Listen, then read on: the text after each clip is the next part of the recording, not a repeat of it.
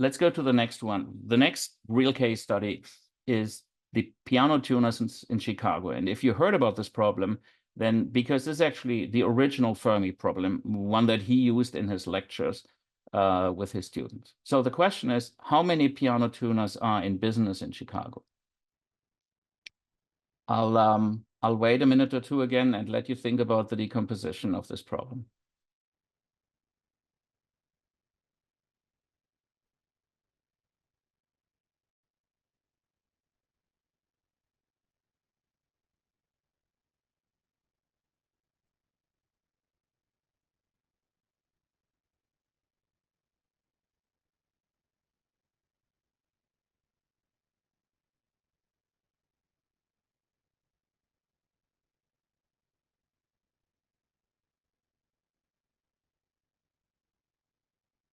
So I see a question here from the previous problem. Will we be able to look up numbers for the estimation? So yes, those basic numbers that exist, absolutely. The key for what we're doing here is practicing the decomposition. Obviously, because we are using examples here for numbers that exist, because we want to see how good our estimation is, you can look up many of these numbers. The essence is not the estimation of the individual variables where that data exists. The key to practicing this is really thinking about the right decomposition.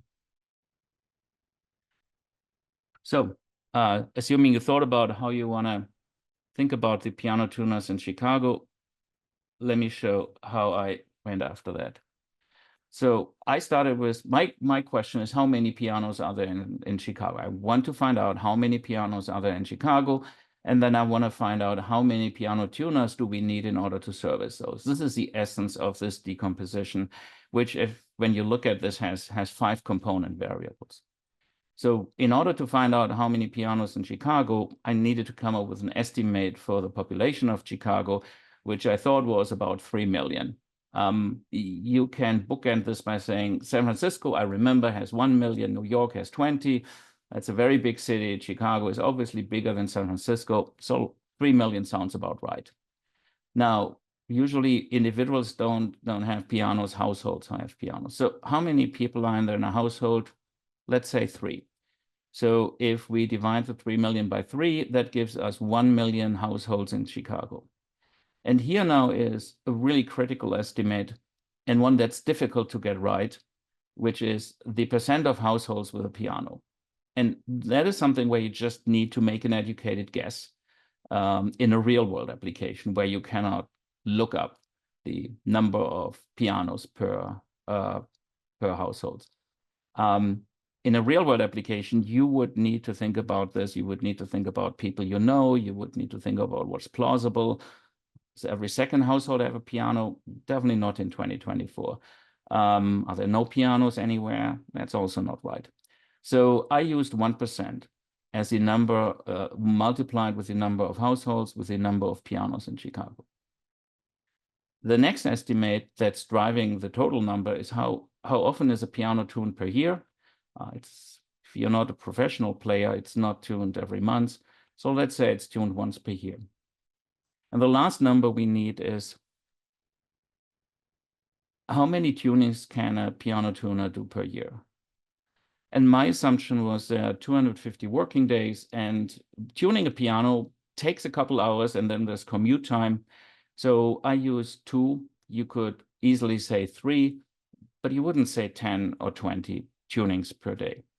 So you then divide numbers, use percentages, multiply numbers, and you come up with an estimate of 20. Now, finding the actual number isn't that trivial because there isn't really a good directory. But what I did is I used Google Maps and looked for piano tuners in Chicago, and it came out to 25. So let's say Google underrepresented the piano tuners in Chicago by a factor of 4. So you would actually have 100 piano tuners. The estimate of 20 is still well within the order of magnitude resolution that we are trying to get to here.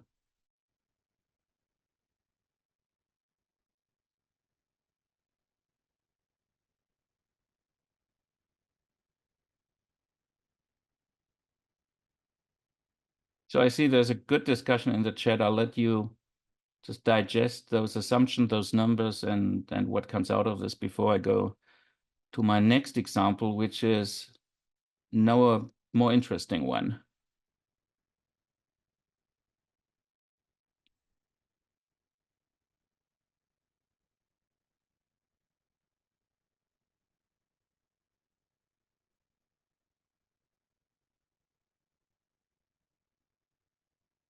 And you see, once we got our decomposition, once we got our estimates for the individual variables, all we need is fifth grade math. It's really not complicated at that point.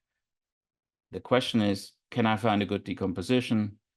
And for those numbers for which I cannot Google the answer, can I come up with a good estimate for the magnitude of the component variable?